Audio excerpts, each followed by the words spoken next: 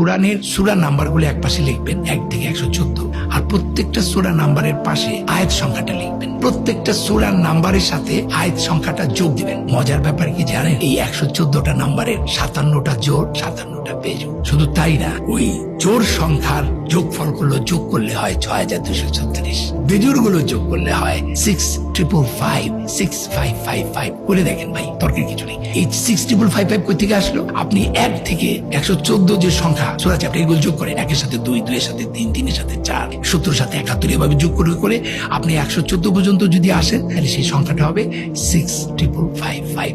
তাহলে জোড়াটা হচ্ছে ৬২৩৬ আর বেজোড়টা হচ্ছে 6555। শুধু তাই না, এর পরের যে ঘটনাটা সেটা আরো ভয়াবহ।